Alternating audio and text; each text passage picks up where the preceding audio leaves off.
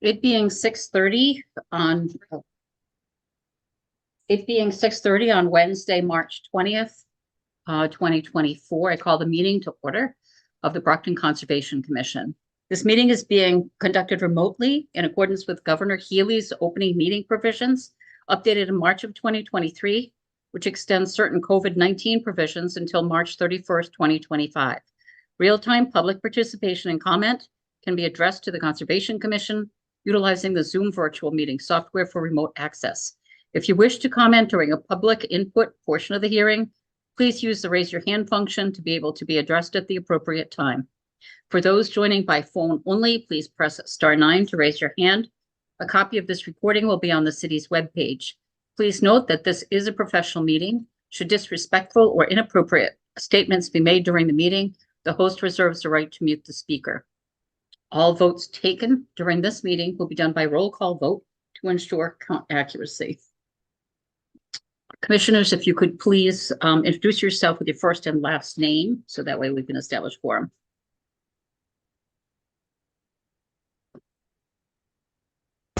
Ruby Clay. Peggy Curtis. Lily Green. Sharifa Map. And Joyce Warris. So we have established quorum. Do you know if Laura will be attending tonight, Kyle? I've not heard either way, so. Okay. I'm sure. Thank you. Okay. The first item on the agenda is the meeting minutes from February 21st, 2024. Does anyone have any questions? Did you have a chance to read them, the iterations and reiterations? Any questions, comments, changes? None. It looks good to me. Okay. I'd like to recognize Laura. So Laura is also here. Okay. So I'd like to entertain a motion, please, for acceptance of the meeting minutes from February 21st. I'll make a motion to accept the February 21st, 2024 meeting minutes.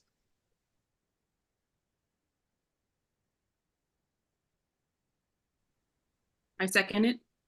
Okay, motion's been made and seconded. A roll call vote, please. Clay, aye. Curtis, I. Green, aye. Map I. Laura?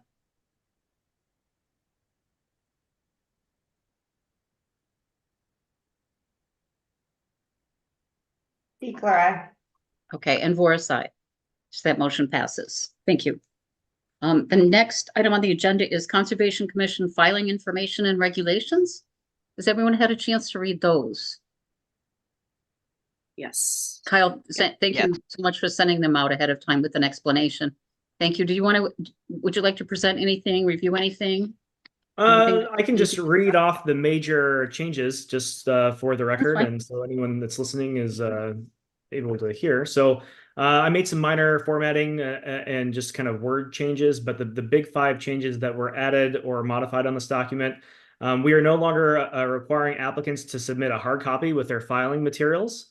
We added new language to the notice of intent section dictating how subdivisions and lot divisions should be handled for notice of intent filings. We added new language to the commission policy section detailing the process and time frame for Conservation Commission officer elections. We added a section that detailed the instructions to request an extension for an order of conditions, and added a separate section that details the instructions to request an amended order of conditions. Those 2 were just lacking in the previous document. Okay, thank you. I did want to just state that as I was reading through both the original and the other, the more updated one, there were a couple of things that were items that I hadn't realized were actually in writing as far as regulations or, you know, administrative things that we're supposed to be following. And one of those was not to close a hearing under the pending receipt of something, that you really should have all documents or revised plans in hand before closing the hearing. Is that correct, or did I misunderstand that? No, that is correct. That was in the previous version as well, but we just didn't enforce that. So Yeah, I just hadn't seen that before, just for awareness, so the people that may be listening and for the commissioners as well. What was the other one? The color designations for resource areas, was that always on there as well? yeah, that was not added. That was on the previous version as well. Okay, that's good. That would be nice to have. It is much easier to read those maps, I think. Yeah. And also the requirement there be a written narrative of projects. So when the NOI or you know, the what other ones would require No, like an RDA. NRAD. or- Yeah, or NRAD, yeah. That there would be a written narrative of the project attached to the actual application, which I don't think we always get and would be really helpful. Right. Yeah. So we can start moving forward after we adopt this. We can kind of start enforcing those policies. Okay, thank you. And also the only other question, is there a time limit for how long things can go as an NOI until it should be taken off the agenda and the new application later? Or how? I mean, I don't believe so. I think there's no limit. The commission can close it if the applicant isn't making progress, but I mean, you can vote to close at any point. But all the kind of ongoing filings that we have are being actively worked through. Okay, fine. I just wasn't sure if there was a time limit or not. Okay, thank you. Okay, and I guess that would bring us to officer elections. And there's No, nothing. we'll have to vote accept those, adopt right? We have these. to. Yeah. Yes, okay. Okay. Commissioners, any other questions besides mine?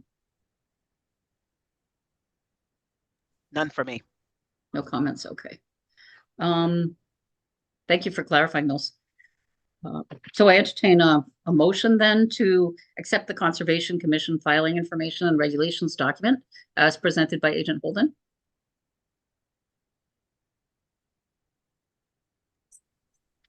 I'll make a motion to accept the revised Brockton Conservation Commission filing information and regulations as stated by Kyle. Seconded. Okay, that motion's been made and seconded. Roll call vote, please. Chloe. Secra. Curtis, I. Green, I. Map I. And Voris, aye. So that motion passes. Thank you. And officer elections. Yeah. Do you mind, Joyce? Do you want me to take over? I would love for you to take over. Thank you. All right. So one of the things that we've added to the filing information and regulations is language on how and when we will be doing officer elections kind of moving forward. This was very ambiguous before. It wasn't recorded, it wasn't written down anywhere, and it was very much up to the commission to decide how they wanted to do elections based upon the city ordinance. So, but it wasn't really defined anywhere. So what we did is we defined that. Basically, officers will serve 1-year terms beginning at the March meeting. Well, the elections will be at the March meeting. The term will begin in April until the following March. So I guess now we currently have 2 positions. We have the chair and the vice chair.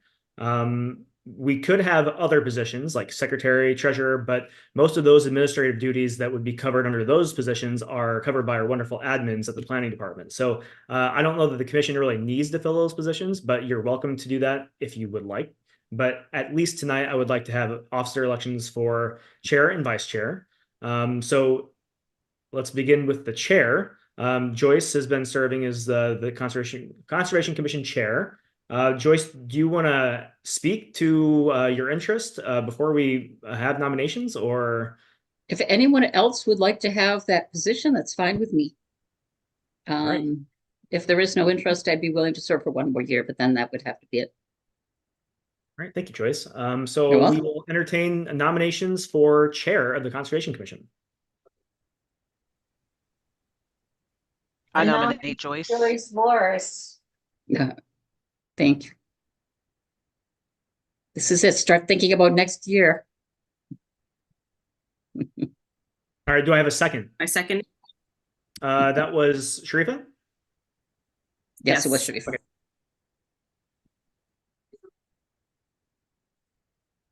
All right, entertain a vote to confirm Joyce as the chair of the Conservation Commission. Clay, I. Curtis, I. Green eye. Map I.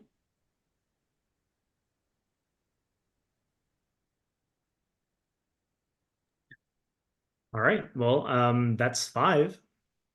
Laura, So- are you voting? Well, this is my last meeting, so I didn't think I had to, but it's fine.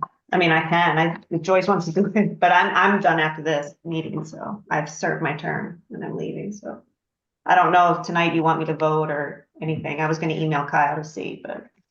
yeah, so Laura, I think that your term will end after this evening, so function as far as tonight goes, just as a normal acting member.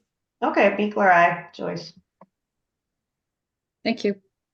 All right, so Joyce, you've been confirmed. So as Laura has said, tonight is her last meeting serving on the Conservation Commission. So we have a vacancy for the vice chair position. We will entertain nominations now for vice chair for a 1-year term beginning next month until next March.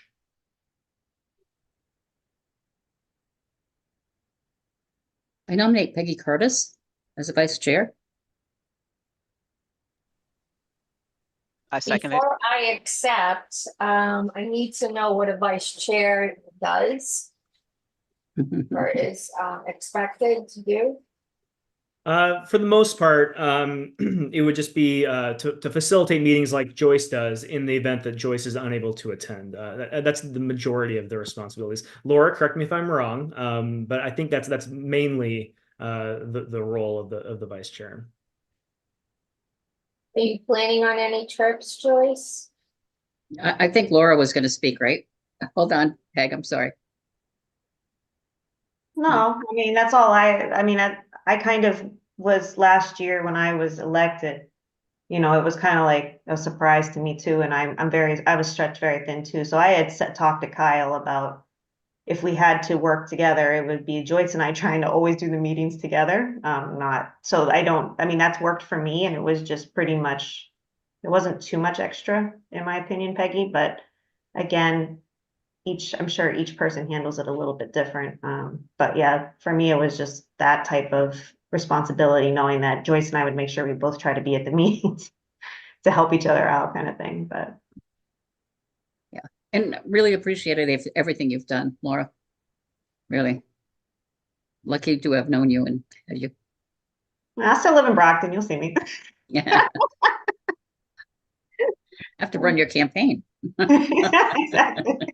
But yeah, no, so Peggy, that's kind of my take on it, but I'm sure other vice chairs get way more involved. I mean, that was just mine, and Kyle can speak to maybe if there was other areas that I didn't necessarily cover that other vice chairs do, I don't know.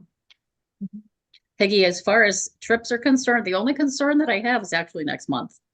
My daughter is actually due to deliver her first child on April 15th, and the meeting's April 17th, and she's in Chicago. So our plan is to drive out to Chicago the week before because she has no car. So yeah, and she has a dog. So if she happens to deliver in the middle of the night, we'd be able to help her out. So that's the only thing. I mean, what I've done is carry my computer with me and pretty much had meetings wherever we happen to be. But if the date is kind of weird because it's pretty close to the 17th. So I have no idea if we're in the middle of baby rocking, I probably wouldn't end up participating. And unfortunately, if you'd prefer that I just say, you know what, next meeting is yours, that's fine. I don't mind that at all. No, so. So yeah, Peggy, if you're not interested, you don't have to like accept the nomination. So Yeah, I'm not going to accept it this time because I am on 2 other committees right now, so Okay. I am stretched pretty thin. So, can I nominate somebody else? you may. I think Sharifa would be wonderful. I'd like to nominate her for vice chair. And both Sharifa and do you Lily, have any words of wisdom to share with the commission? For myself, I'm not not sure if I'm ready to do that yet. Yeah, since it hasn't been a full year. Can I deny it also? You may, but keep in mind this is more just an administrative thing to kind of facilitate meetings in the event that Joyce is not available. So the extra burden I don't think is going to be a huge thing, but again, you're welcome to decline the nomination as well. I think I'm going to decline it. Sorry. All right. Any other nominations? We do need to fill this position tonight. Can I nominate Ruby Clay? You certainly may. Ruby? Well, I mean, I guess under the circumstances, I'll accept the nomination. All right. Thank you. All right. So we have Ruby Clay has been nominated for vice chair. Do we have a second? Second, I'm sorry. Who seconded? Joyce. Okay. Thank you. All right. And now we have a nomination and a second. Can we have a roll call vote, please? Eclair, aye. Curtis, I. Green eye. Map I. and Vora's aye. All right. Wonderful. Congratulations to Joyce and Ruby. Thank you for serving an additional year. And Laura, thank you for your service, and we will miss you going forward. Very much. Yes, thank Very you, much. Laura, for your service. Absolutely. And Lily, get ready for next year. You just haven't been here for that long a period of time. I certainly think everyone on this commission is well worth their position that they choose to serve in. Yeah. All right. And Thank Ruby, you all. Ruby, and- Kyle does have a nice meeting prior to the meeting. Okay. You know, where you can, talk through things and know what's coming up on the agenda and things like that. And it really is very helpful. And I know Sharifa and Lily have gone before Okay. too. so, Good deal. Yeah, Yep, I It is nice. appreciate that. yeah, it is nice. Okay, so we're set for the officer elections? Yes, ma'am. Thank you. Okay, thank you. Before continuing, I'd like to just note, please, that there were some continuation requests from this agenda until the next meeting on Wednesday, April 17th. Those include agenda item number 8, 166 Ashland Street, number 9, 511 Thatcher, number 10, 0 Toby Road, number 11, 137 Perkins Avenue, number 12, 155 Winthrop, number 15, which is 19 Otis Street, and number 13, 38 Lookoff Street has been withdrawn. Is that correct? That is correct. And Really? you've skipped over number 14 has always also been continued. 45 was. Ashfield Boulevard. Yes. Oh, I thought I had doubled. Okay, I didn't see that one on the list. Okay, thank you. Good. That shortens our meeting substantially. Okay, then our first new filing then is the notice of intent at 82 Ames Street. For the record, could you just verify the DEP number and the abutters list, please? Yes. So DEP did issue a DEP file number for this, and also some technical comments. And then I can confirm that the abutters were notified. What were the technical comments? Can you summarize those quickly? or- I can pull them up in a moment. They weren't out at the time. Well, I'm not sure if they were. I think I included them in the agent report. They were did just you? about Okay. bordering land subject to flooding and what portions of the property were kind of within that jurisdictional area.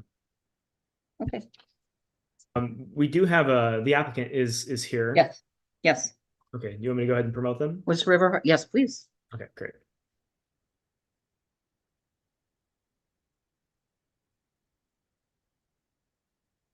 Oh, there's the DEP, yeah.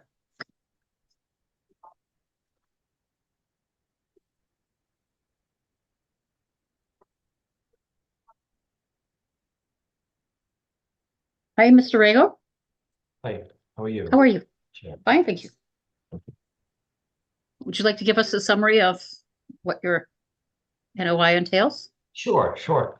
So this is a property. It's about a 1.32 acre parcel. It's located at the corner of Ames Street and Spark Streets. It's mostly undeveloped. It's got a stone channel which conveys the Seals Brook through the middle of it. Most of the property is vegetated with invasive species. It has been recently cleared and basically revegetated. That currently it just acts as a dumping ground for the local community for like hard disposable items like mattresses and hypodermic needles and things like that get thrown there. Um, in terms of resource areas, there's the riverfront area associated with the Seals Brook, which runs kind of bisects the property from north to south. And there's a 25-foot riverfront area associated with that. And then there's a bank associated with that, and then the 100-foot buffer zone to the bank. And then the last resource area, there's bordering land subject to flooding.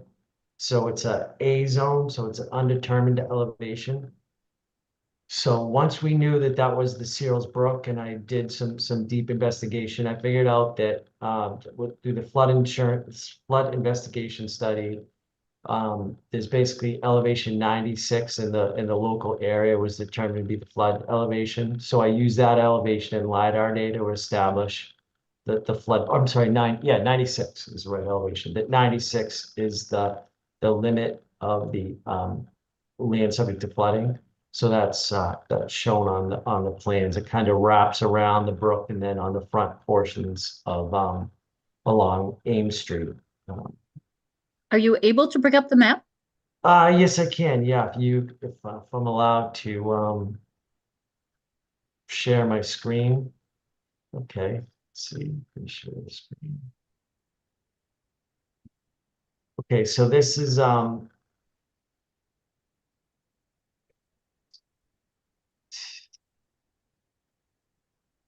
okay, so here's Spark Street and Ames Street, and the site is this kind of irregular shaped lot, and then Seals Brook runs down the middle here through that stone line channel.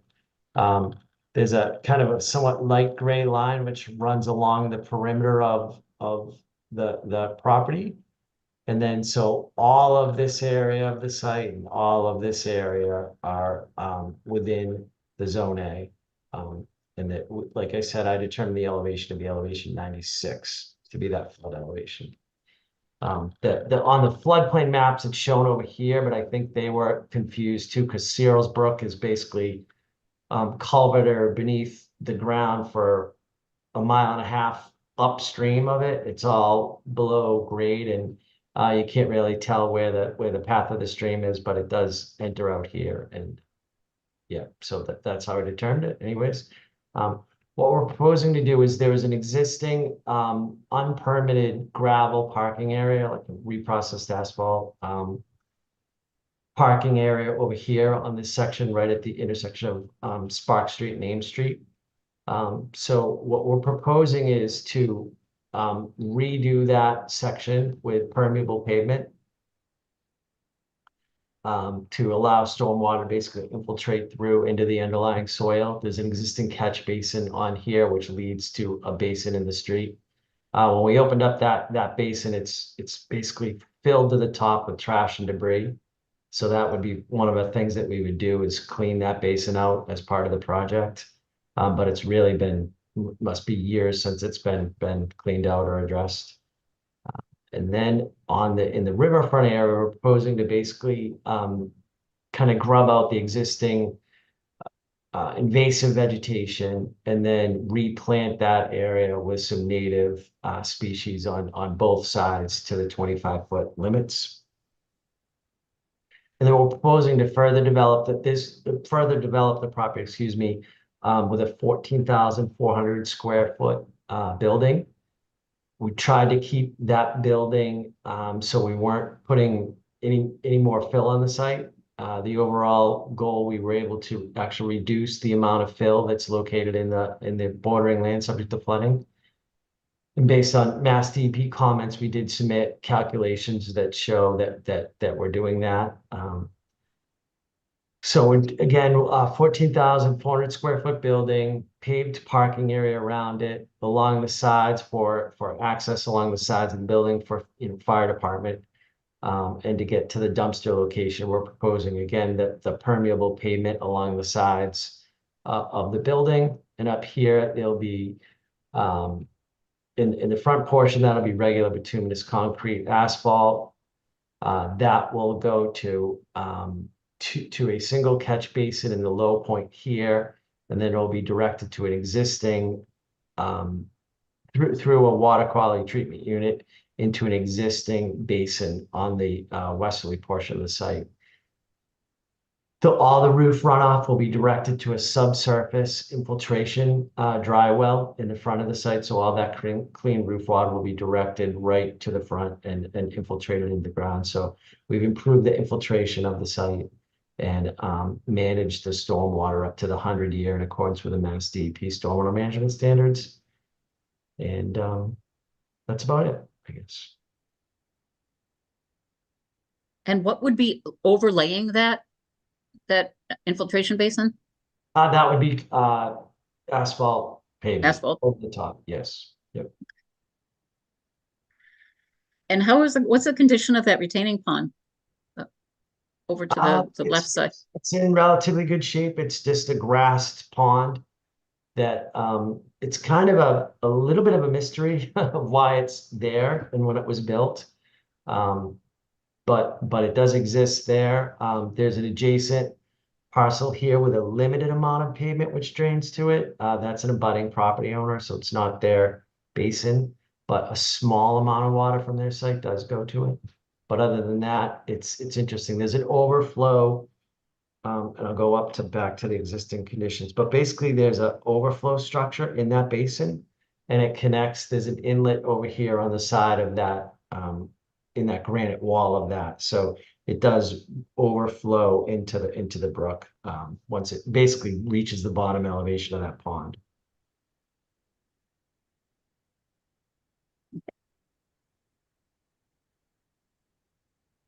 Agent Holden? Sure, thanks, Joyce. Thank you. So thank you, Bob, for that summary. I don't really have much to add to the site description.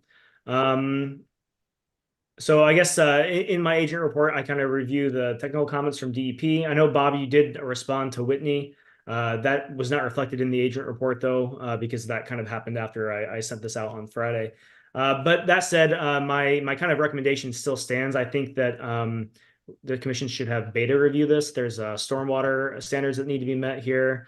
And there's cut and fill calculations and compensatory storage that all need to be kind of confirmed here. So that's kind of my recommendation. So that's really all I've got. Thanks. Mr. Rigo, I think I remember when you and another gentleman came before the commission a while ago, right? In Previously, response. yes. Yeah, and I didn't realize it was going to be a building that was going to be built there. What would be the function, if you don't mind my asking?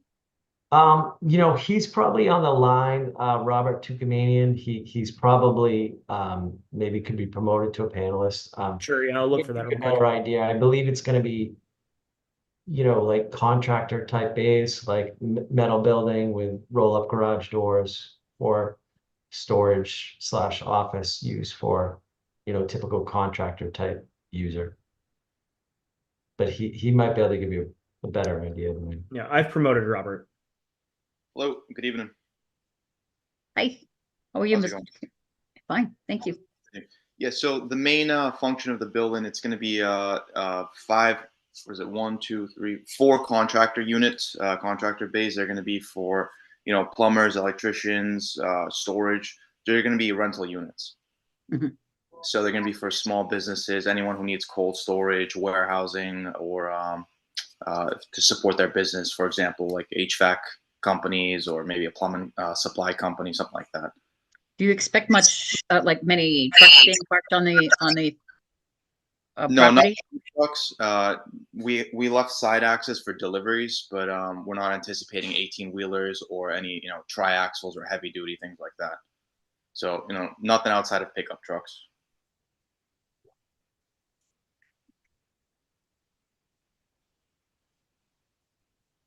Commissioners, questions? Will there be any protections to that pond? Is one question, and two, are there businesses operating out of these structures? Out of the proposed structure, the proposed building. So yeah, once the building is built, it's going to be businesses that are operating out of the building. So it's going to be multiple businesses. And then as for the pond, any protection, I believe Bob Rigo proposed a retaining wall. So there's going to be a clear separation so that there's no trash, debris, or anything falling into the pond. The businesses that will be going in there, will they be using any chemicals or things like that that would leach into the pond? No, so we're not gonna have any haz waste producers or anything like that. And then it's gonna be a light industrial use businesses. So most of all, it's gonna be pretty much either warehousing or cold storage or kind of light industrial uses. Nothing with haz waste or anything like that. Thank you. No problem.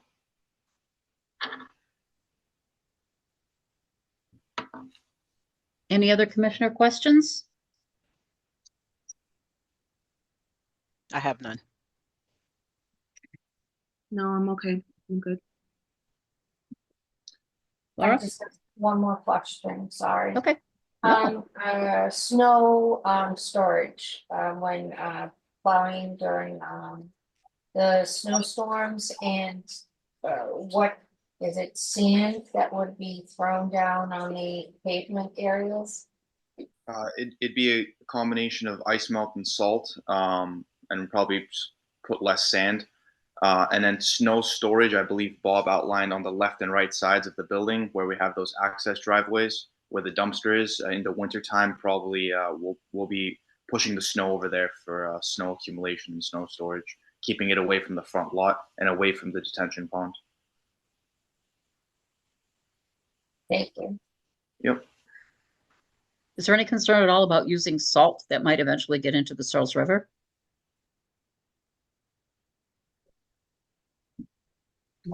You can probably we probably change that, right, Robert, where you'd probably be a limited need anyways, but use sand as opposed to salt around the walking paths and stuff like that. And then Yeah, if need be, we can use whatever suitable material required.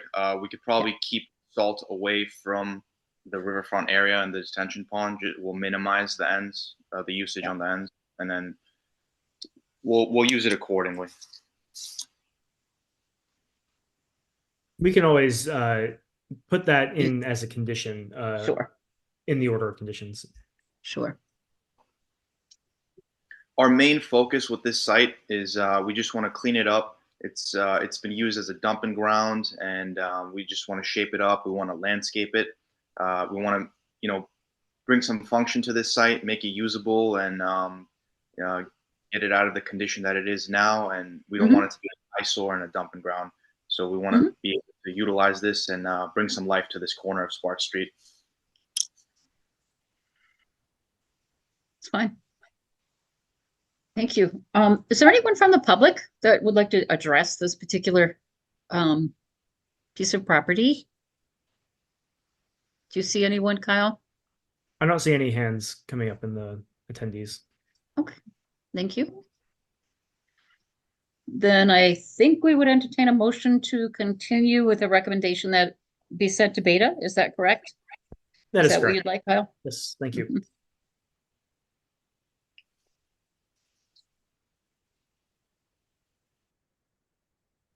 I'll make a motion to continue to the April 17th meeting with the condition that Beta needs to review this. Is there anything else I need to add to that motion, Kyle?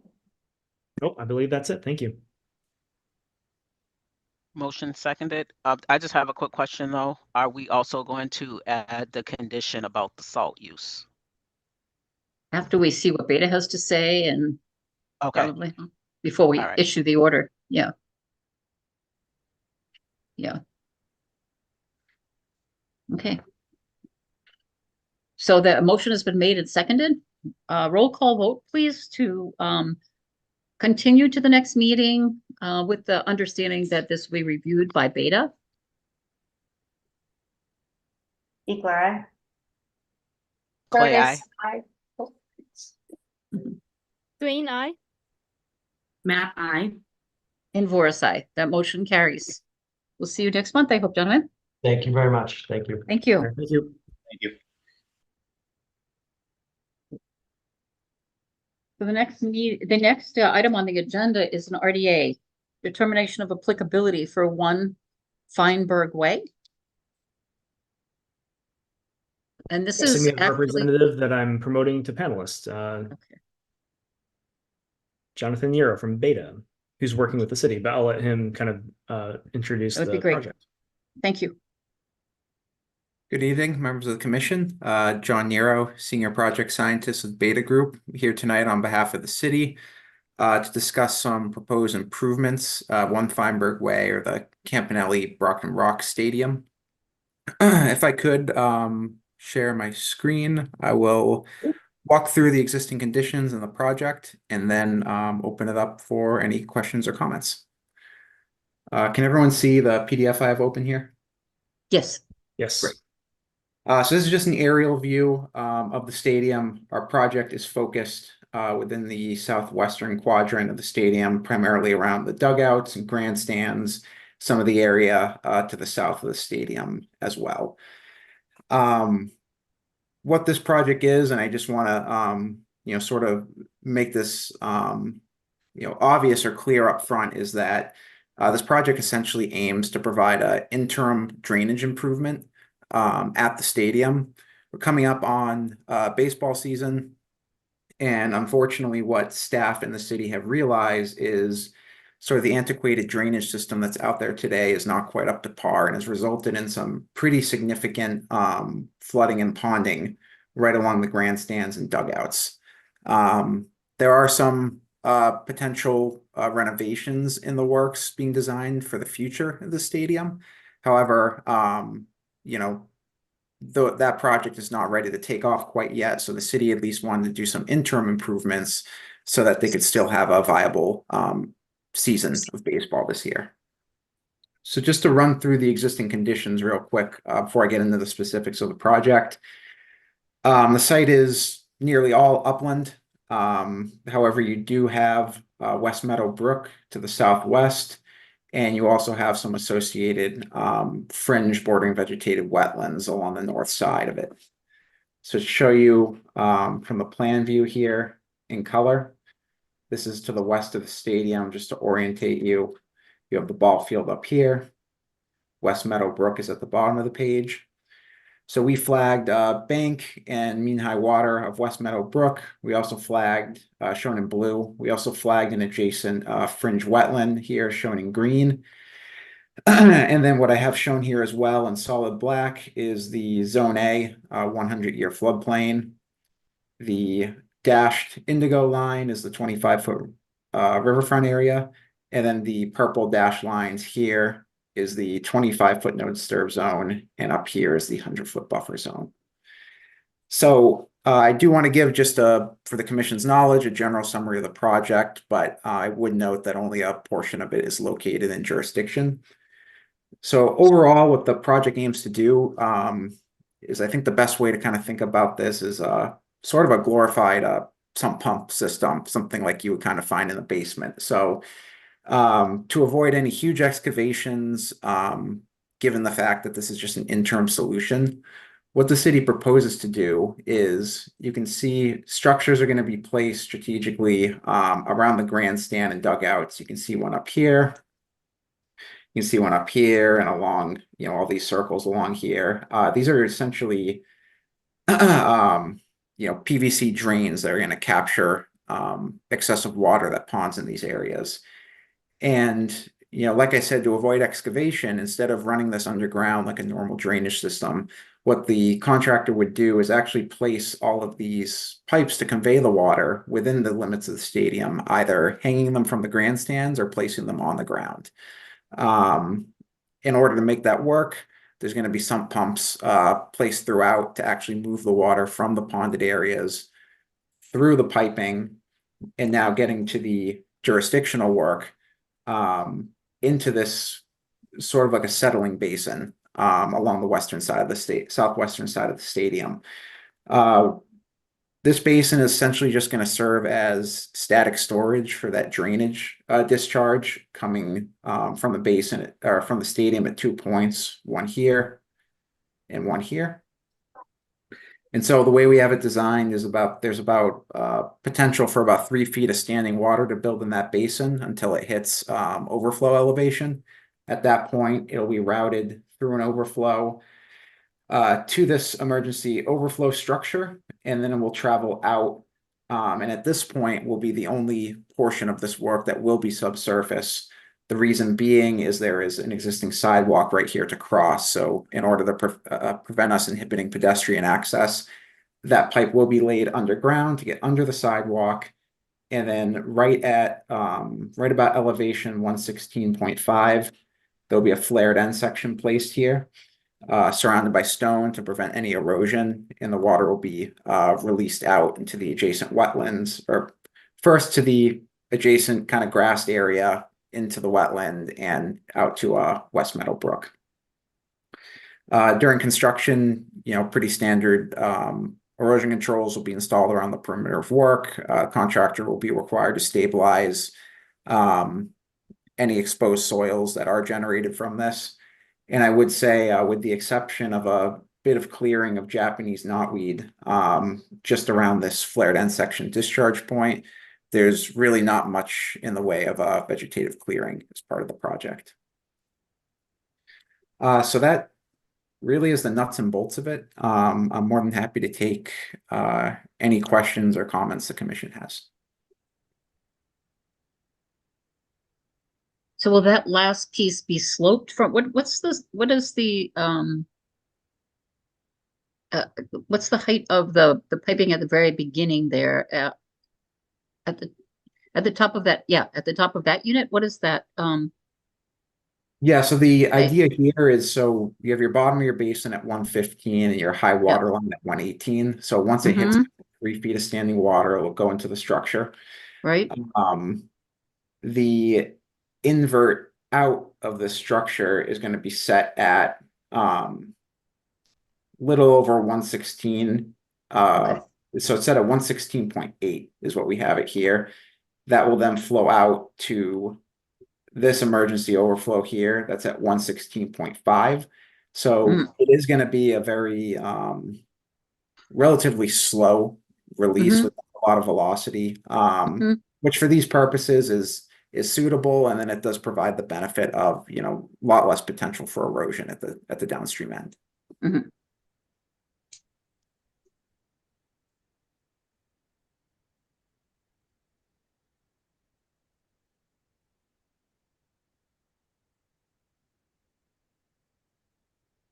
Commissioners, any questions at all? I have a quick question. Are there any trees that are going to be affected by the outflow wherever this is running? Is there any vegetation or any kind of trees or anything that's going to be? Yeah, so not really anything in the way of trees. Vegetation that's out here, it's quite developed, as you can imagine, out here. Essentially most of this area where this drain line is coming down after the sidewalk, to give you a better idea here. You can see there are some sparse trees lining here and on, basically on the sides, opposite sides of our work, but actually coming down through, it's grass. And then the only real vegetation you hit that we would have to do some clearing is there's a pretty dense stand of Japanese knotweed there. So we did provide a note, in the notice of intent that, the contractor would need to properly dispose of it, and, prevent, any slashings from being thrown downstream into the river. I believe on at that corner, there's a huge copse of knotweed, usually by midsummer, I would say. It's huge. Yeah, it's some of the pictures I saw where it was pretty tall. I mean, actually just looking at it. Yeah, so as you can see, person for scale there, it's Yeah, pretty tall. The clearing will be kept outside of the wetland, but yes, there'll be some clearing if not weed, but I don't anticipate any removal of trees. mhm. Could you go back to that image you just showed? Because it looks kind of like from the colored one. It looks like there is a tree on the right hand of where where This one the here. yeah, is that a tree or no? Yeah, so that is a tree there. It does appear to be outside of our limits of work. Going back to the plan here. So this is an older, so, I will say we did pull our existing conditions that this plan is based off of from some older city records. So I think at the time, that tree probably wasn't there when this was actually surveyed, but looking at the aerial imagery, it looks like we would miss that tree.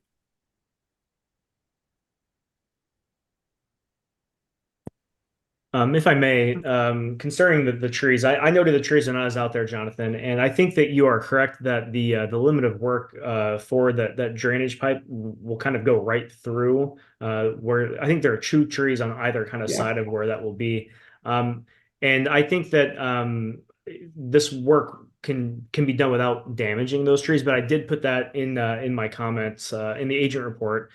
If we were Mhm. to issue a -3 determination, the commission can also put some conditions on there. And one of the conditions would be that those trees are not permitted to be removed. And, obviously they would have to be protected with the installation of this drainage pipe.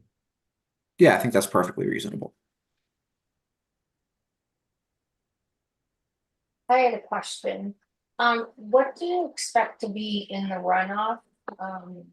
And to come into, some pumps?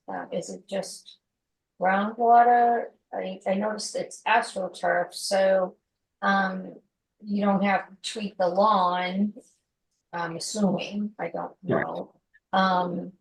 So I'm just wondering what kinds of environmental things do you expect in that water? Not really much of anything, I think given the fact that the facility is really used and the drainage system will kind of be effective during the spring, summer, and fall months, I wouldn't expect any ice melt or anything like that to be in there. So it's my understanding is it's not even groundwater, it's really just essentially collections of rainwater that really has nowhere to go at this point. The drainage system is pretty antiquated out here, so it's probably getting towards the end of its usable life, and this will sort of act as like a release valve for that water. But I don't anticipate any kind of contaminants in there. Thank you. Sure. And Kyle, the city engineer, is in agreement that this is a -3? Well, he didn't make that determination. That's for the commission to decide upon. But and Jonathan can speak more to this in a moment. But yes, so one of the concerns that I raised in the agent report, because the majority of this work is, as Jonathan outlined, outside of the jurisdictional buffer zone for the Conservation Commission. But this is kind of similar to another project that we reviewed late last year, where there was a collection area that was outside of jurisdiction. But that flowed into a point source that did the end was outflowing into a jurisdictional area. And on that project, I consulted Mass DEP about how to handle that, and they recommended that we just ensure that all stormwater standards are kind of met with that larger project. So all the water that's flowing to that point source outlet is up to stormwater standards. So that was one of my recommendations in my agent report, that that be reviewed, the stormwater standards. And so we did have the city engineer review those standards, and he issued comments to Beta, and there's been some back and forth. And I'll let Jonathan kind of summarize all of that. But at this point, I believe all the concerns have been met. So yeah, I guess that's my summary. Jonathan, if you want to give it a little bit more detail, you're welcome. Yeah, sure. Thanks, Kyle. So that hits the nail on the head. The only thing I would parse out specifically, some of the questions and comments is he had asked about the vertical datum that the plan was based on. and he had asked that it be tied into Brockton City Base. So we're not positive what datum this plan was on. It was provided by the city based on a previous survey. But in any case, given the fact that we aren't really developing the site and all of the work is relative, the datum kind of becomes moot. What I would imagine the contractor would do is they would come out based on this plan and grab some benchmarks, things like rim elevations of manholes, invert elevations, etc. And they'd essentially set their own benchmark and elevation datum, basically working off an assumed datum for the site. And then as long as all of the work is done, all of the proposed work shown is done relative to those elevations, that's ultimately what will make the project function, ensuring that there's positive drainage. A couple of other things that the city engineer brought up. One was requesting that gravel be added at the final discharge location, which we had no problem with. And then Is that at the ECB where it says ECB? Is that in that yeah, area? So ECB will be erosion control barrier, and basically Okay, good. the trapezoid shape you see down here, the flared Yep. end section, that'll be surrounded both the sides and down gradient with stone, just a slow water. The other kind of big picture thing that the city engineer brought up was he had raised some questions about, he noticed all these angle points and drain lines and asked for manhole structures or observation ports. And our engineers met him in the field and actually clarified, because this isn't a super common situation, that all those pipes would actually be laid on above ground. So there's no need for any kind of manhole structure or maintenance ports. And the fact that the work is really just an interim fix. The last question that the city engineer had was just about calculations of the actual pumping mechanisms, which we provided all of our calculations. I have not seen any specific comments or issues with those calculations, but I would say with regards to the commission's review and the commission's jurisdiction and the project protecting the interest of the adjacent resource areas, I wouldn't say that it certainly is relevant, but the pumping data is, in my opinion, less relevant to that than the actual construction of the basin and the overflow to make sure that water is released in a controlled manner. The calculations that were requested were more for the collection of stormwater throughout the stadium and how it gets to the basin.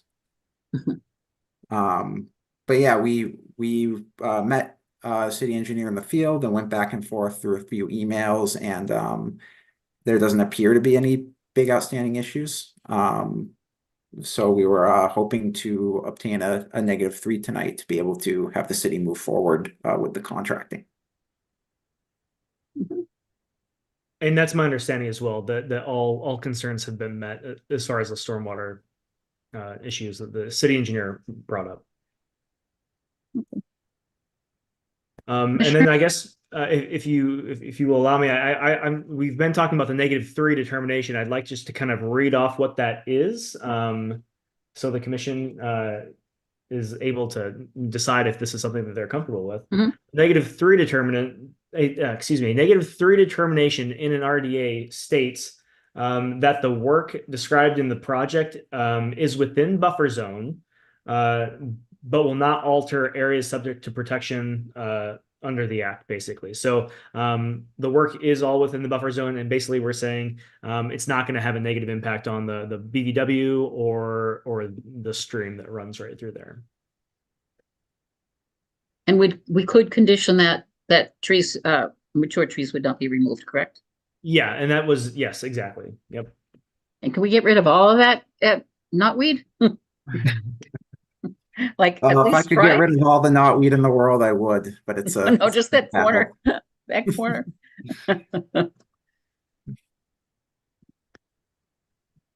One last question, that retention pond area is, do you know, have you ever been to a Rocks game? Is that where they set up all the little bouncy houses and everything that the kids go to? I am not positive. I'm unfortunately not a local, so I have not Okay. been to a game. Kyle, I don't know if you've been here long enough to go to a Rocks game. No, I haven't. So I'm not sure what the use in that area has been historically. Underneath the stadium to the right-hand side, closer to the high school. They do Yeah, have themes set up under there for the kids, like a bouncy house. and Yeah. some kind Yeah, of I didn't ball. know if that was where it was along that side or not, but that's okay. They just won't have to, they won't be able to do it in the middle of the drainage, in the retention pond, I'm sure. Will there be a fence around the retention pond? Do you know? Yes, so there's let's see, it's called out right here, a 6 foot high chain link 6 fence. foot? With Yep. kind of like a privacy screening, just so it's kind of not a Mhm. focal point. And there'll be a gate here in case staff needs to get in for maintenance. I guess if they have to give up a little of that play area, it certainly is better than having water on the field. Yes, and the hope is that, this, that's just a temporary fix, and that, a full design plan can be developed and acted on in the future. Do you have any idea how interim it will be? Like what the timeline would be? That I'm not positive. I know they're quite antsy to get this in so that, at least this season is safe. Yeah. But no, I'm not positive on the timeline. Okay. You've been very helpful and very thorough. Thank you. You're welcome. Absolutely. Questions from anyone else? Laura, Ruby, Lily? Nope, I'm good. All good. Same. Okay. And entertain a motion then, to issue a -3 determination with the stipulation that no mature trees be removed, and were there any other stipulations that you Nope, felt it that? was just the trees. Do we Okay. have to tell the public? Do we have to get questions from the Oh, public yes, on I this think one? we do. Sure. Okay. Sure. Is there anyone from the public present to speak to this? Thank you very much, Ruby. I don't see any hands raised, Madam Chair. No hands? Okay, thank you. So I entertain that motion then? To issue a -3 determination with, as stated. I'll make a motion to issue a -3 determination with the stipulation that no trees be removed. Seconded. Okay, the motion has been made and seconded. Roll call vote, please. Equal eye. Clay, eye. Curtis, I. Green eye. Map I. And Vora's aye. That motion passes. Thank you, Mr. Nero. Thank you. Have a good night. Okay. Thank you.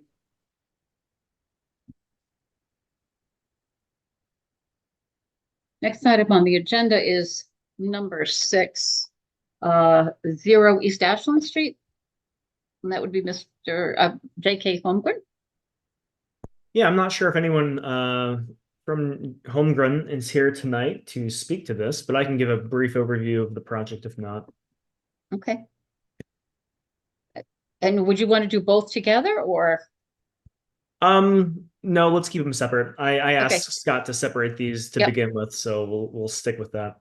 And the DEP file number and butters Yeah, notification? let's go ahead and begin with number 6. So no, at this point, DEP has not issued a file number for either of these properties, but specifically for Lot A. But I did receive confirmation that abutters had been notified properly for Okay. Lot A. Thank you. And Mr. Holmgren Mr. Barry is not here. I don't see anything, but I can pull up the application here. One moment.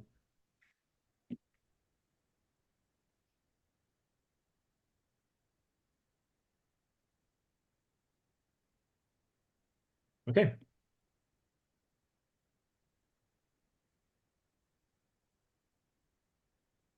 All right. So this is off of East Ashland Street. There is a gas station over to the right-hand side. I think it's a Sunco or something along those lines. East Ashland Street is down here. There is a this has been subdivided off of a much larger parcel that includes just a lot of wetland and not really buildable area. So I guess what the idea is to separate both of these lots, lots A and lot B, off of this much larger parcel in order to develop them. And I think this is going to be okay. So we're just talking about lot 1 now. This is going to be a duplex, so two, like one structure, but two different living areas. So you can see the duplex is down here. This also includes a deck for both units, driveway for both units, associated utilities, site grading. What you see here, this dark black line that goes through the project area, that's the flood zone, FEMA flood zone AE. And I think this has a base flood elevation of 96 feet. So when you look at a base flood elevation or a flood zone AE, it's all defined by the elevation. So if you look at the existing conditions, that's the lighter gray marks here. You see 92 here, 93 here, 94, 95. Basically, even though this bold line shows you where FEMA thinks that line is, based upon existing conditions on the site, basically the entire site is within that floodplain. So we have the BVW boundary flagged here with these triangles and this hash through here. This first red line is 25 foot. This next red line is the 50 foot, and this orange line is the 100-foot buffer zones. That's the large overview of this project. My recommendations are that we have Beta review this again, because the entire site is within floodplain, and there's going to need to be confirmation of the cut and fill calculations and compensatory storage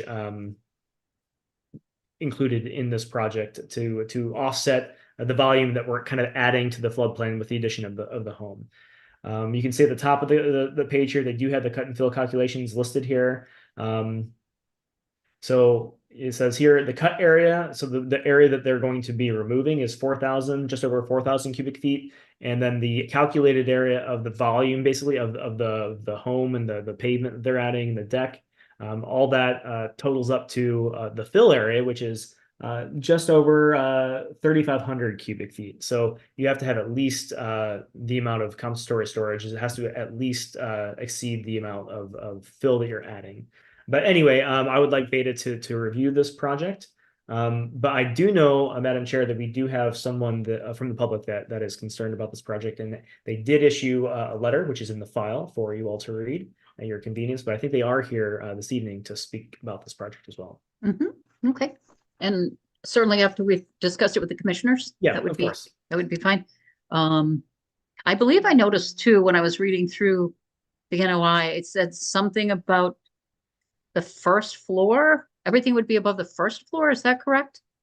We'll have to ask the That was- engineer yeah. when they eventually come here. But yeah, I Okay. think basically because this whole thing is within flood zone, they Floodplain. are the floodplain. They are planning on having the first portion of this development to be floodable and not have really extensive damage to the rest of the property that's above that flood zone. So yeah, there was language in there about having all the electrical things within that first floor raised up above the flood zone. So that's but we don't have the complete plans for the Okay. dwelling. Yep. All we see here on the submitted plan is basically the footprint. Mhm. But that is certainly a question that we can ask the engineer when they speak of this project. One other thing that I would like just to bring to the commission's attention, this is also in the agent report. This just recently came to my attention, but the Brockton City Ordinance for zoning basically prohibits the building construction of really anything within flood zone. So they would have to get a variance for this development from the Zoning Board of Appeals. In the future, I will be making sure that they have at least applied for that variance at the time of filing. But I didn't know that. I didn't learn about this ordinance until after I had kind of already accepted this filing. So I've been in communication with the engineer. They are in the process of now applying for that variance from Zoning Board of Appeals. And I would just recommend we're not close to issuing an order of conditions yet. Right. But before we issue that order of conditions, we would want to make sure that that the ZBA has granted that variance. Right. Okay, commissioners, any questions for Agent Holden? I guess I've got a couple other things I can mention that are on this. Sure, plan please do. here. So we have the erosion control here and this is also the limit of work. This is all outside of the 25-foot buffer zone. You can see there is rooftop infiltration that's going to be put in underground here behind the house. And then the deck on one of these lots will actually be within the 50-foot buffer zone, but the rest of the structure and the deck on the other part of the duplex will be outside of the 50-foot buffer. And that's really all that I've got at this point.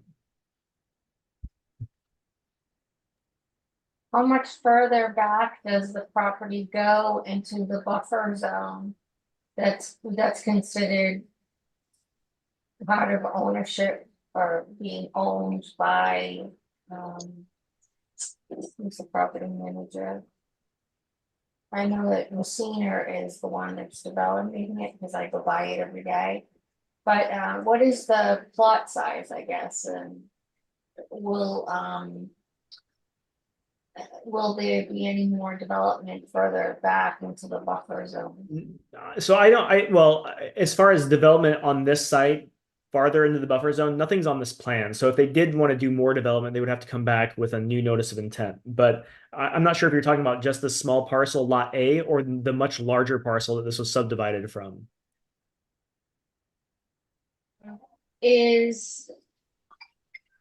So this is all part of lot A, is it all subject to development or only this portion of it? So this is just for this lot A portion, this notice of intent. This is one of the things that we've added language to the commission policies to kind of address this, so we don't have this kind of filing in the future. The problem is, if you see up here on the top left corner of the map, this is the locust map here. So you can see how much larger the parcel is. The actual development that we're looking at here with the homes really isn't much larger than that little circle on that map. So this is a very small portion of a much larger parcel that hasn't been completely subdivided yet. So right now, there is no unique identifier, no unique parcel ID associated with lot A versus lot B versus this much larger parcel. But what we're looking at now is just the proposed development for this small subset of this much larger lot called lot A that has the color coding buffer zones on this, and it's separate from the parcel immediately next to it, which they're also developing, and that's the next filing, which is lot B. So this filing is just for lot A, which is just the duplex here.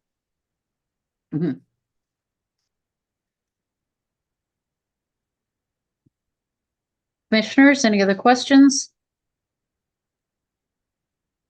No, I don't have any questions since the engineer's not here. The one thing I want to ask regarding the storage, but since they're not here to answer that. Okay. If not, then I can open it up for any public comment.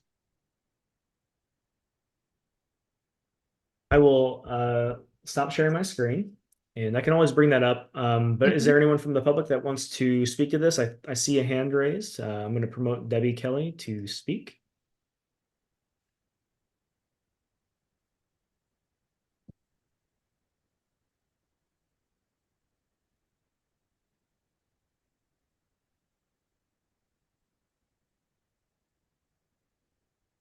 Hi, Miss Kelly. I think you're muted. Hi, everybody. Thank you. Hello. Yes, so I work for LRW Realty, which is at 220 East Ashland Street. So I'm here for Randy Pankowski, who is a trustee of the Realty, and so we are in a butter, and we're just concerned where it is such a flood zone, what the displacement of water would do to, his property there. He owns it's the building with Yano Inc. And Family Dollar, so very large parking lot and very large building. So just want to voice our concerns as in a butter, where as Kyle had said, it's really all of the flood zone, and where is the water going to go? And that's all. Just want it recorded, please. Thank you. Thank you. Thank you, Mrs. Kelly. Is there any other participant? I don't believe so, Madam Chair. Okay. Okay, thank you. And again, So Ms. Kelly Commissioners- did issue a letter, so that is in the file if you all care to read that. I thought there was another one as well. Perhaps it was the other lot. I'm not sure if that was it. I don't remember it being Kelly though, but I can go back and check. It may not have been signed, but it's the same kind of Yeah. Yeah. body that's making the complaint. It may Yes. not have been from her, but yeah, Yes. she's representing them. Yes. Yes. That's fine. That's fine. So commissioners.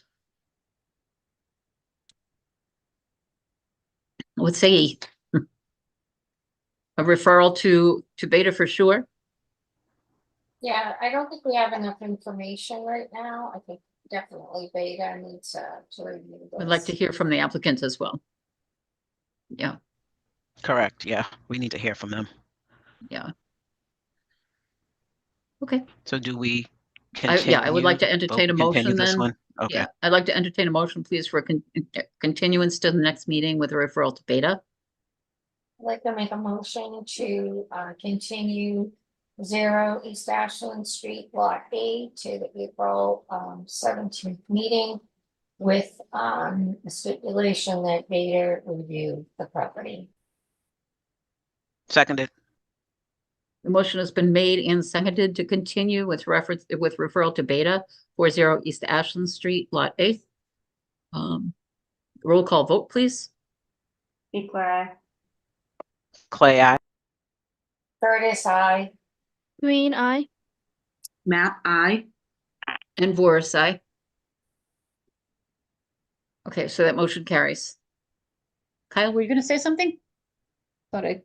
Oh, no, thank you. Oh, okay. My dinner was about to be delivered, so. Okay, sorry. Let's hurry up and get done. Okay, good. Thank you. So then the next item on the agenda is the notice of intent to add 0 East Ashland Street, Lot B. Yeah, Neighbor. I will pull the map up for that one and speak through that as well. It's a very similar development, if you can believe it. Mhm.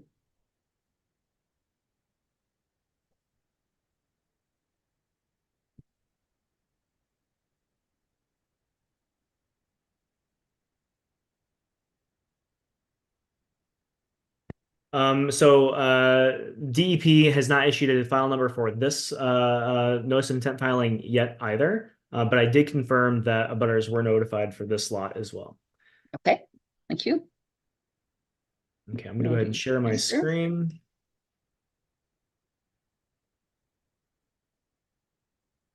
All right, so this may look familiar. They're basically doing the same thing on both of these sites. So the only difference is the brook, or I'm not sure what actual water body, but there is some sort of a waterway that flows over here to the west of Lot B. But it's not. I don't believe that it's within. It's not mapped here. I don't think it's like super close. I think the lot has been partitioned far enough away that it's not showing up here. But that's something we can certainly look into. What resource areas you see mapped here are the BVW that's been flagged here. This first red line is the 25-foot buffer zone. This next red line is the 50-foot, and then this orange is the 100-foot buffer zone. And then this kind of dashed bold line here is the FEMA mapped flood zone. But again, if you look at the existing condition elevations that are on the map, that's the light gray back here. You'll see elevations of 95 here. So basically, like the previous application, basically the entirety of this site is below that flood zone AE value of 96 feet. So basically the whole entire site is within the flood zone. Similarly to the last application, there is an infiltration unit proposed here in the back to take the roof water runoff. This is also a duplex. One deck is within the 50-foot. The other deck is outside. The limit of work is outside of the 25-foot buffer zone. This is going to include associated grading, utilities. It's basically the same report that I issued for the previous property as well. So, but I did want them to split these into two different filings, and the reason is when this property is eventually sold, the order of conditions should be tied to a specific property rather than one order of conditions for multiple properties, because that order of conditions should be following that property through multiple ownership changes, basically indefinitely. And that just makes that a little bit easier down the road. Any questions for me on this property? None, I Scott think Kyle. it follows along with the same, with the A property. So I'd have the very same concerns with B. Yeah. And it's coincidentally the same recommendation that we have Beta review this for compliance with cut and fill and everything with the flood zone.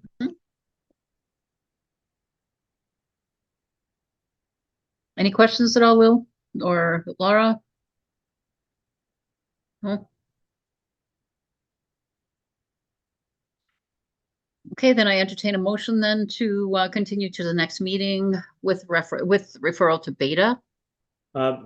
Perhaps we should open the floor for public comment. I I'm don't sorry, know that we'll have any new public comment, but just to be thorough. No, absolutely. I'm sorry. Is there any member of the public that would like to speak to this? Just me again. Oh, okay, Deb. Where's the same exact project? Please just record us as well and put the letter on the file as well on this property too. Same exact concerns for us. Thank you. Okay, thank you very much. Thank you, Kyle. Yes, of course. Okay, so I entertain a motion then to continue to the next meeting with referral to Beta. I'll make a motion to continue this to the April 17th meeting with the stipulation that Beta review 0 East Ashland Street, Block B. Seconded. Okay, that motion's been made and seconded. Roll call vote, please. Declare. Clay, I. Curtis, I.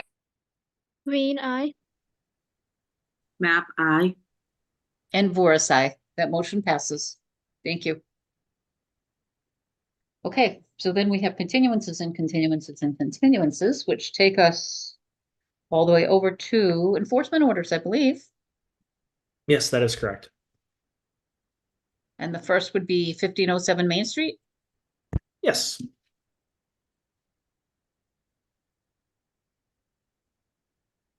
So I can kind of give a summary here, Yes, but please. I believe also we have someone here to speak to this project. So this is one that we sent on an enforcement order. This is at the Brewster Ambulance facility on Main Street, where they there was some pavement extension that was added that kind of encroached upon a wetland resource area. We issued an enforcement order. I don't have the exact date, but it was in the summer of last year. And the not the applicant, but the property owner initially was responsive, and they showed up to the initial meeting with the commission, and they decided, and they expressed interest in resolving the issue. But then, like, I hadn't heard anything from them for months, so I reached out, sent a letter, must have been a month ago before the February meeting. And asking them to attend and kind of give us an update on where things stood. No one responded or attended that meeting in February, so I sent up another letter before this meeting, and we did establish contact with the property owner again. I know someone's here to speak to this, but broad strokes, they did have someone go out, a wetland scientist go out on site and evaluate the existing conditions and the current conditions. So I'm sorry, they evaluated the current conditions of the damage that was done, and then also did an evaluation on what was the site like before they did the extension of the pavement. So we just received that report last week, but it is in the file now. The next step is to work with the property owner to develop a restoration plan based upon that information that the commission could then review and approve to get the area restored. So we have someone here from Brewster Ambulance. I'm not sure if you want to speak, but this is that project. Okay. Mr. Grondell? Is that correct? Yeah, he doesn't have his hand raised, but I will go ahead and promote to panels. Okay, there we go.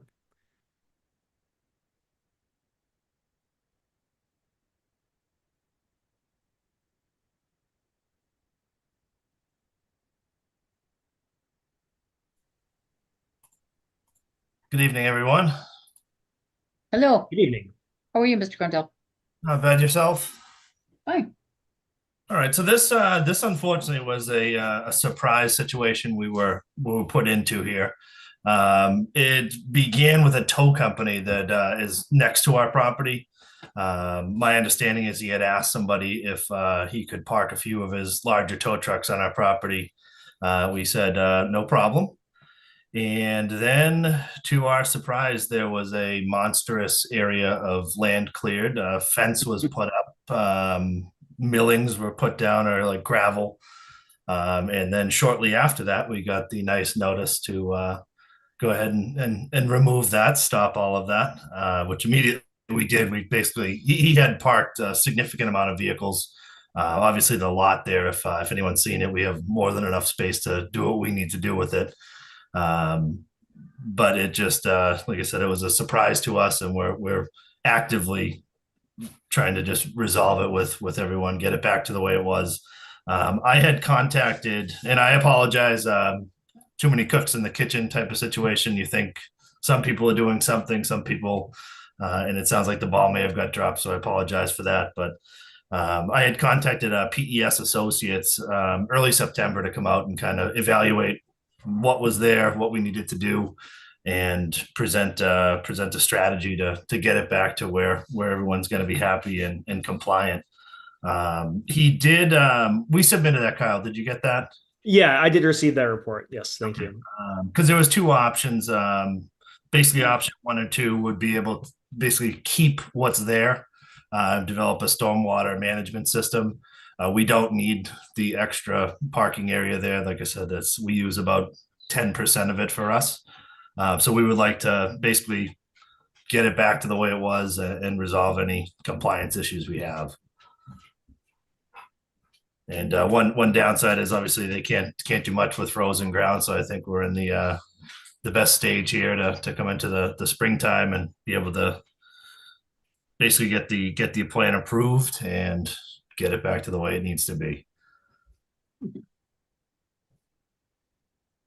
So this is not going to be an NOI, correct? Is this just going to be a restoration plan that will be submitted? That is correct, Madam Chair. Okay, but we don't actually have a restoration plan yet. What I see here is more of a report. Is that correct? Right. That is correct. So yeah, and in that report, as Rich had mentioned, PES kind of recommended one of two things: either Right. try to bring the asphalt addition kind of up into compliance with stormwater standards and whatever else they would need to do to come in to make it work with the Wetlands Protection Act, or remove that area and develop some sort of restoration. And so it sounds like, Rich, and correct me if I'm wrong, it sounds like you're opting for option 2, going with a restoration plan. So at this point, I can work with you all about developing that plan, but basically you can use PES or another consultant to develop that plan for you, and then after that plan is put together, you will submit it to the commission, and we will kind of give our input and then okay that plan to begin that restoration work. Okay. And I want to just mention too that they've not allowed to park anything back there. There was a fence that was put up, that's removed. It's just basically, like I said, waiting for the weather to kind of allow us to move forward with the contractor to put it back to where it needs to be. And Good. it would be the first time I've ever had to deal with the restoration plan. So is it something you would would you need a scientist to develop, or would PES's plan? I'm sure they have a network of contractors that probably. Yeah, I would reach out to them first, and if they can't do it, they might be able to direct you to whom may be able to develop that plan for you. Okay. Thank you very much for your cooperation. Thank Rich. you. Thanks. Yeah, it must have been difficult for you. It was interesting. Yeah. Yeah. Is he Commissioners- needs to report back to us next next meeting, April 17th, with a plan in place or evidence that there's been progress being made? Yep. Yeah, I did. Like I said, I wasn't aware of how the process works. So now I'm going to kind of take charge with it. So no one's left hanging with no Brewster representatives on the meetings. Like I said, it's a lot of times you think someone's involved and you're not. So yeah, I can definitely get everything in motion here now that I have the direction to just work a little further with PES, and we'll get a plan together. And then should I email to you first, Kyle, or? Yeah, whenever you get that together, email to me. I can distribute that to the commission. But yes, Commissioner Curtis, I do think that's a great idea. Let's just plan on this being on the agenda next month and have at least, if not a restoration plan, because it may take some time to develop that. At least some sort of proof that we're making forward movement on this issue. All right. And Rich, I think you'll find Agent Holden really helpful too. He's great. Okay. Good. Thank you. Thank you.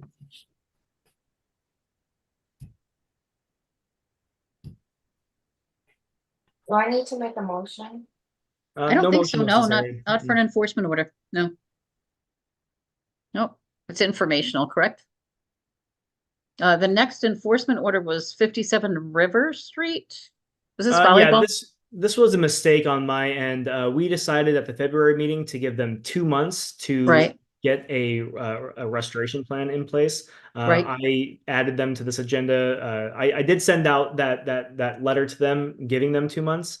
And so the April meeting, but I kind of Okay. forgot, and I put them on here on this agenda. So this isn't something we really need to discuss further tonight. Okay, that's fine. Thank you. The next one would be 28 Howard Square. Yeah, I'm not sure if anyone is here to speak to Howard Square, but I can give you kind of a summary. I've been working with the property manager. I don't know that they own the property, but kind of the primary resident there.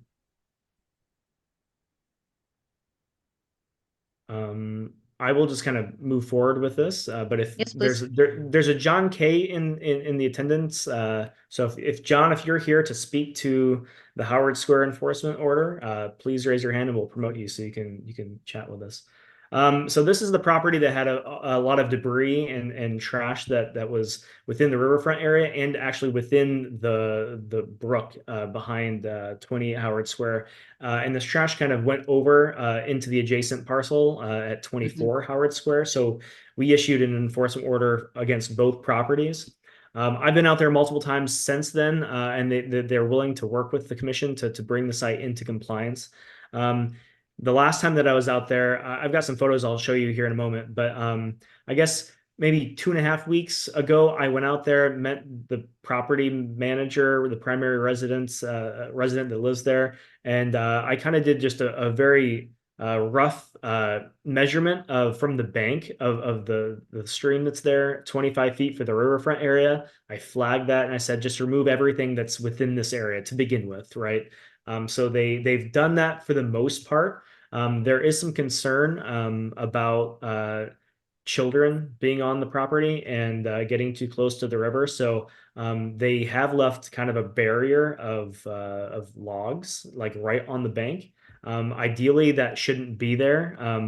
But the last I was speaking with the homeowner, or not the homeowner, the person that lives there, they intend to, or they would like to like build an actual fence there, like a permitted fence.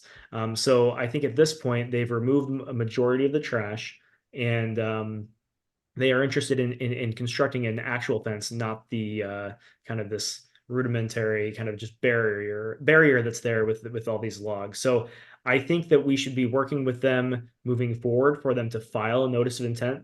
And this is different from the last enforcement order where we're not filing a notice of intent, because having a fence along the property boundary or outside of the riverfront area is something that is potentially permittable by the commission, whereas filling part of a wetland is not something that would ever be permitted basically by the commission. So that's why we're not going the notice of intent route with the last enforcement order.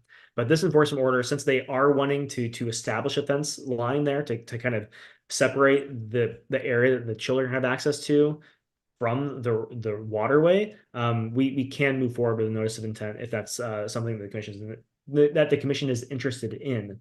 So I'm going to pull up some photos now just so you can kind of see what I'm talking about. I was out there last week on March 15th. I'm going to share my screen.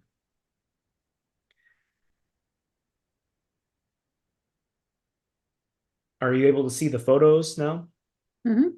Okay. So previously, there were giant slabs of, corrugated lumber and pipes that were draping over this kind of bank. This is not the bank. These are those logs that eventually will need to be removed. But there was stuff that was like literally in the water. It was hanging over this bank into the water. So they've removed all of that material. And this photo here is just basically showing that material had been removed from the bank and removed from the water itself. It's from the property side, correct? This is from the property side. Yeah, I'm standing on the property Yeah. here. And this is another shot of where this is just where all that material had been before. So they've removed all of that from the actual bank, which is great. Taking a step back here, this kind of open area here had just an absolute ton of like lumber and things stacked on it. They've removed that material. Obviously, there's still a little bit of trash here. We can work with them on getting that kind of cleared up. They had a garden here at one point. So this is a pile of just kind of garden organic stuff, parts of the corn stalks and things that they've kind of just pushed over here. So that will eventually probably need to be pulled out as well. But this is the adjacent property. This is 24 Howard Square. So they basically removed the material that was problematic there. But we can finish getting this polished up. But they've done a lot to kind of bring this up into compliance, or at least come into compliance with what we asked them to do in the enforcement order. So here's the flags that I kind of went out there. They moved everything, most everything to the upstream side. So like the bank is over here by where this shoulder is. But you can see they have a few things here by the fence, this kind of tarp thing. But these things will eventually need to be removed. But I think the idea is that they have this chain link fence here. And there's a chain link fence on the opposite property bound behind where I'm standing. And I think the idea would be maybe to put a chain link fence across this area. I have communicated with them that they're not allowed to like farm back here. They can't have a garden within the riverfront area. All the pesticides, herbicides, fertilizers that they add can easily obviously get into that waterway. So we want them to not be using that area for a garden. So as part of the notice of intent filing, if they go with a notice of intent filing, we can require that they restore this area back here, put some native plantings down, stabilize this area. So here's like where the lumber's kind of stacked up, and this is supposedly a barrier to keep the children out. And I recognize that we don't want anyone drowning back here. So one way or another, this needs to be removed, right? So if they go with a notice of intent filing, I think we can maybe allow them to keep this in place until that filing is kind of worked through. Otherwise, this will have to be removed. And another alternative could be just to move this pile closer to the home so it's outside of that 25-foot riverfront area. So that's really up to them. I was hoping they'd be here tonight to kind of have this discussion with the commission, but I will follow up with them. They are willing to work with us, but that's kind of how things stand at the moment. It does look much better. It does. There are some bricks and things here. kind This of. is within the riverfront area. This stuff needs to be kind of cleaned up and moved.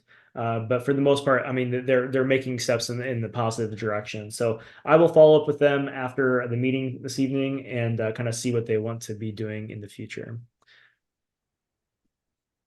Sounds good. Okay. Any questions? Kyle, that's the same for 24, correct? 24 Howard, that would be the same. Yes, this area here, I don't have the side by side. I don't have the access to the other photos right on hand, but there used to be a giant pile of lumber here, and this on the other side of this fence post, is that 24 Howard Square. So we cited the adjacent Okay. property, but basically it was material from 28 Howard Square that was over the property line on 24 Howard Square. So Over, yeah, over the property line on 24. So that's more or less they've been gotten rid of that part. They've gotten rid of what was on 24. yeah, that's correct. With the exception of just these few little bits of trash and things, yeah. Mhm. Good. Nice. Someday we'll have a riverfront in Brockton. Yeah, that's right. One property at a time. Before we move on, Madam Chair, I did have a couple utility notices that came in. Yeah, I saw that. So this isn't on the agenda, but I did add it to the commission's meeting file. So number 20, I've got two different notices, one from National Grid and one from Keolis Commuter Services. Keolis, They manage the commuter rail line up through Brockton. So both of these are basically doing vegetative management. So they're either cutting back or are pruning trees, vegetation that might interfere with either A, the power lines, or B, the rail lines. So these are public utilities. These are exempt from the Wetlands Protection Act, assuming they meet certain best practice standards. So at this point, this is more of just a notice to the commission. You can dig into these files and read the letters. I've copied them on here. There are maps with the rail line. So you're just aware, but at this point, the commission doesn't need to take any action. But this is just more of an FYI. Do you know if it's at all possible to get a copy of the National Grid right-of-way maps? Because it seemed like that was going to be quite an ongoing period of time. That they would be doing do that some digging. right-of-way work.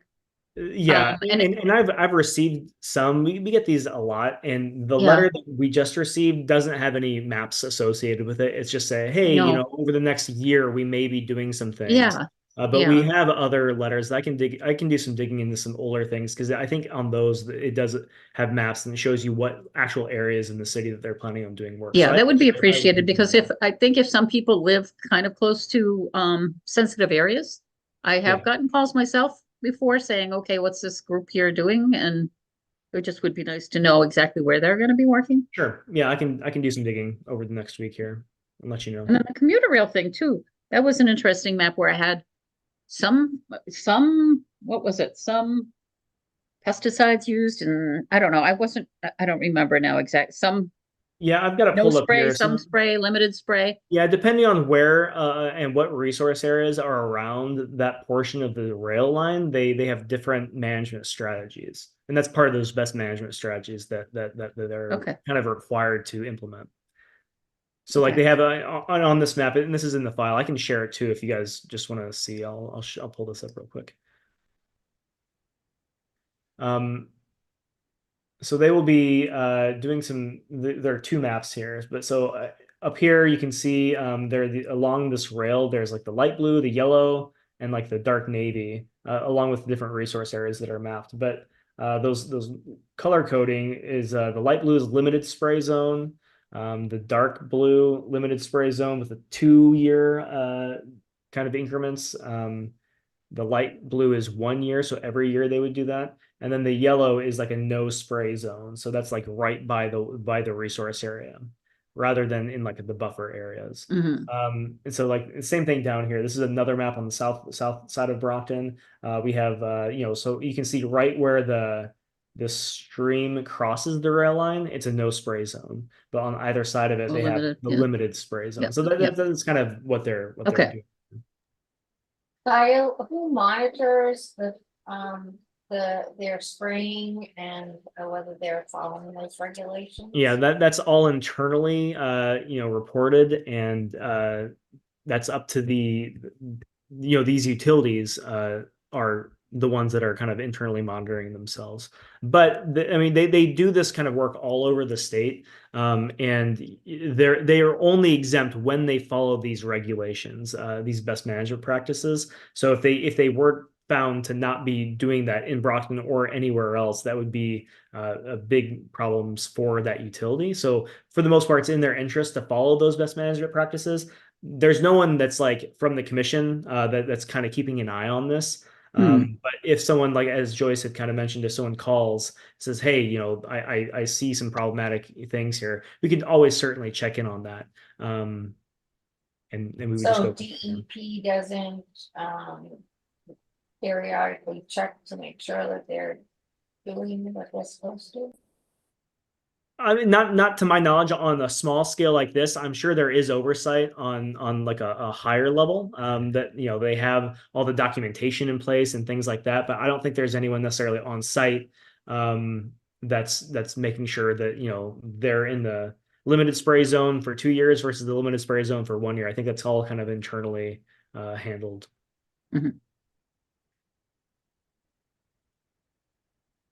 So it's basically the honor system, is what you're saying. The honor system for the public utility, yes. But again, you know, if there are concerns, you know, I can go out, you know, you as commissioners can always visit these areas too and see if anything, you know, is you know, a red flag. And if you have questions, you can call me. Or, you know, I mean, like if the public calls and they're concerned, we can certainly dig deeper. But And what are they spraying for? Mosquitoes? oh no, this is all vegetative management vegetation? stuff. So it's yeah, it's different plant.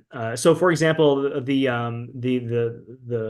power lines went into a little bit more detail. They don't try to kill all plants underneath the power lines, just like tall vegetation that may interfere with the power line. So they actually promote certain species that don't grow very tall, rather than like these tall trees that might eventually be problematic. So they have there are a whole set of standards that they kind of operate by and to maintain these right of ways.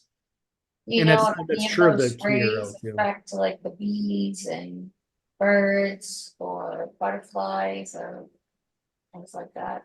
I'm sorry, I missed the beginning part of that question. I said, do any of these sprays affect the bees, insects, things like that, or is it just geared for vegetation? Most of the time, and I don't know specifically, but you know, when you spray for, you know, like a pesticide is kind of targeted. So the same pesticide that you are applying, like an herbicide, I'm using pesticide in a very broad sense here, but when you treat something like the active ingredient in herbicide is targeted at specific molecular mechanisms, sometimes for specific even types of plants. They can be very specific. So if you're applying an herbicide, that shouldn't have a negative impact on like directly on like an insect population. Like now, if you're killing something that the insect population is using to pollinate or something, there can be indirect consequences. But for the most part, the pesticides are kind of targeted. And so the herbicides are kind of targeted at specific, if not specific species, it's targeted at plants broadly. It seemed like there was a website that you could go to, at least to check the commuter rail. Yeah, they didn't. I looked at Process. that today. They didn't have a ton on there. They had these No? maps that I pulled up, but yeah, Oh, there I wasn't a didn't lot have of a chance to information see. there. Yeah.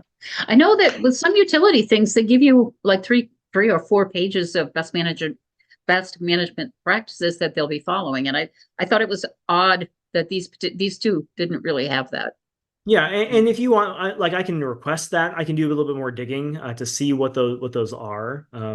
But yeah, I can certainly look into that. If you could just so we'll have it, that would be great. So we could Yeah, have it in okay, I file. can do that I'll do that for Okay. both of them. Yep. Okay, that's great. Thank That you. would be great if something Kyle. targets Japanese snotweed too, right?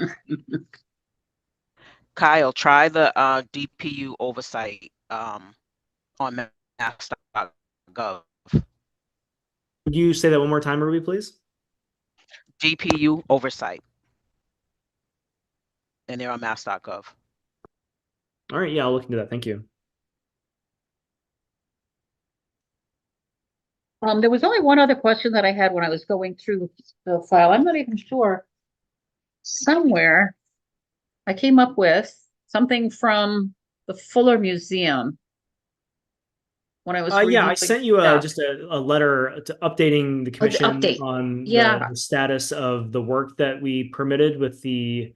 That's I'm not right. sure if we did a notice of intent. I think we eventually went through a notice of intent. They had an emergency Yes. order that was passed like Well, they had just over a flooding year and then they ago. put in a new berm and they just sent it the picture of the berm and it looks beautiful and Yeah. all of that. But the one thing that I thought was interesting in that letter was the mention that they thought that they saw bubbling along Oak Street and they thought that that might be indicative of a burst pipe and that they had actually sent sent a request to the city requesting that somebody could get there to evaluate that because that's exacerbating their flooding. They think it could. So I was wondering if as a commission, we could in fact do the same thing, like ask the DPW to check on that. Would that be outside of our purview? Because if that's affecting their flooding, that's also affecting that resource area, shouldn't that be an area that should be addressed by DPW?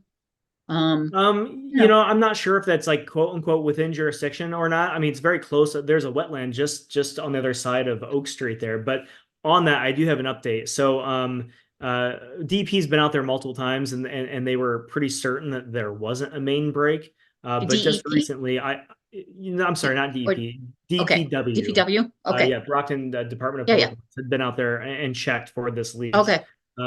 But after receiving that letter, I followed up with Rob, who reached out to the commissioner of the DPW, Okay. and they kind of followed up with it. They tested the water that was kind of coming up from there, and they did detect chlorine in it. So it is very, very likely a main break. So that is kind of where things stand now. So the next step is to kind of address that leak and then see how that affects the Fuller Craft Museum as it pertains to that flooding that they've been experiencing. Mm-hmm.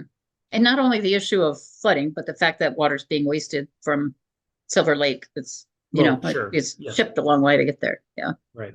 But so you think that they will be hopefully taking some action, I hope. Yeah.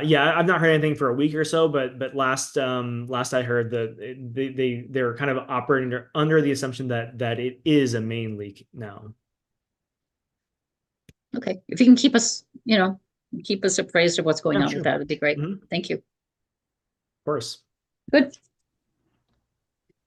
I do have a quick question, if it's okay. Yes, of course, Ruby. Okay, so we did the vote for the elections, but now how does that fall into our 3-year, 3-term commissions that we were sworn in? So like I got sworn in back on December 16th of 2021. My 3-year would be up ending November of 24. With me now being elected, how does that affect that whole 3-year term commission from being sworn in by the city? Yeah, so like it's never going to mesh perfectly, and that's kind of one of the reasons that I wanted to go for a year term for officers rather than a longer Okay. term. Because Okay. I know that we have these 3-year terms that individual members are serving. But basically, serve and if you were wanting to end at the end of your 3-year appointed term and that didn't line up perfectly, we can just so it says, and this is language that I've included in the policies.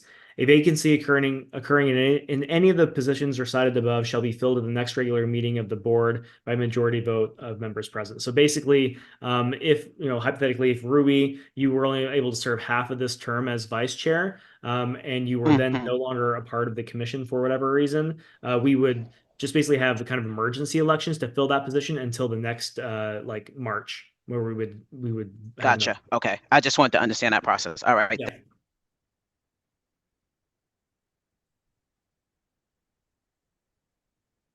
Okay. I believe that's it.